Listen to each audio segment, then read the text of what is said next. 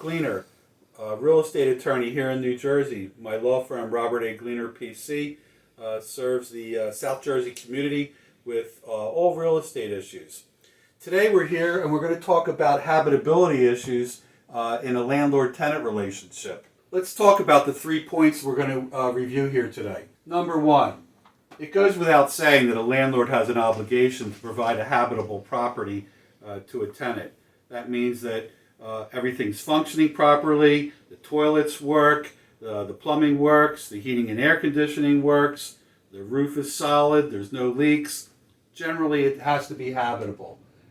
That's your obligation as a landlord, and of course, when you provide that habitable property, the tenant has the obligation to pay their rent.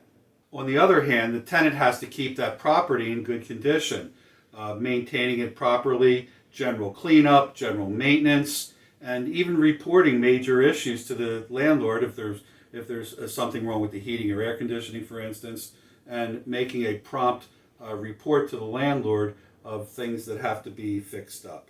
So there's that joint obligation there, the landlord's obligation to provide the habitable property and the tenant to generally maintain it. All right, number two, what conditions make a property uninhabitable? Let's get into that a little bit more deeply. Let's talk about it the other way, actually. What are the habitable conditions? Heating and air conditioning. As a matter of fact, the Appellate Division of the Superior Court has held that air conditioning is a condition that makes a property habitable or uninhabitable. So if the air conditioning breaks down, that has to be fixed. That's a landlord obligation. Same thing with heating. It's generally any environmental condition, any plumbing condition, broken toilet, you have to replace that, roofing. Those are the basics. Sometimes tenants will argue about minor conditions that you may not consider to be a habitability issue. And I'll give you a good example when we get down here to number 3 about an experience that I had in court concerning that. But you really have to give a careful analysis when a tenant complains about a condition in the property and whether it really makes it habitable or not. Now, you may choose to fix up some minor conditions because after all, it's your property and you want to keep it up. But you may have those real tenants who are very complaining about everything, and you have to judge really whether they're really complaining about something serious or not. But generally, just use your common sense. You have to have a place that is heated properly, that's cooled properly, and that doesn't leak. And really, if you do that, you should be within the bounds of where you're supposed to be. All right, number 3. Tenant withholds rent because the tenant believes that it was a habitability issue and you disagreed with them. You didn't fix it as the landlord. They said, well, I'm withholding the rent until you do. What do?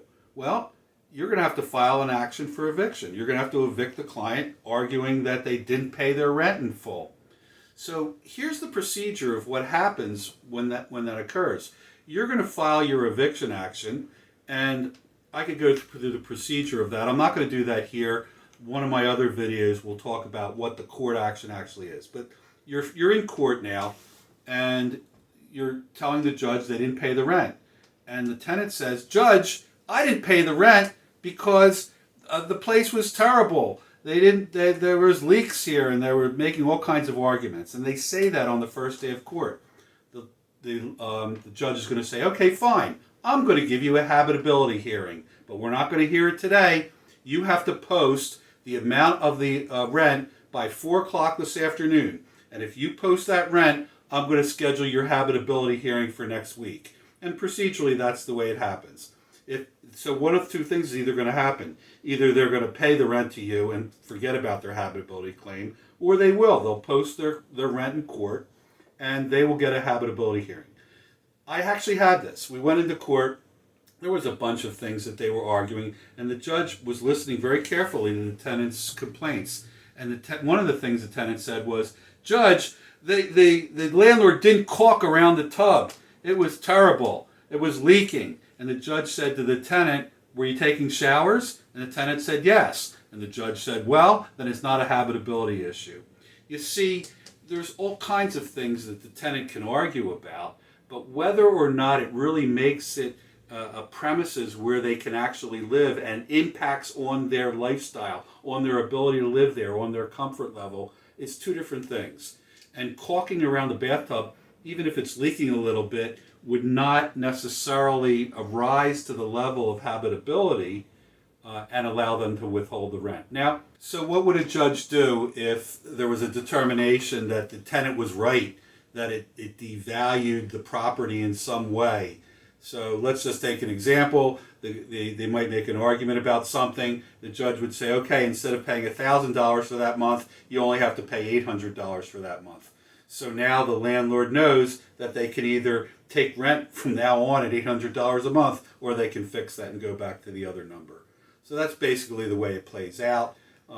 More often than not, it doesn't play out that way because nobody is so hard-headed that they want to try the whole thing. But in those cases, that's what happens when the tenant withholds the rent. All right, so let's have a quick review. Habitability issues. Number one, the landlord has an obligation to provide a habitable property in good condition. Number two, what conditions make it habitable? You have to take care of the heating, the air conditioning, any environmental conditions, plumbing. That's what makes the property habitable. Number three, what do you do if the tenant argues that it's uninhabitable and withholds the rent? Procedurally, you sue them for eviction, and then you go to court, and the judge will decide whether or not you were right or whether the tenant was right. Here's the best advice I can give you. They argue that, call me. We can go to court together, and we can establish your position before the court.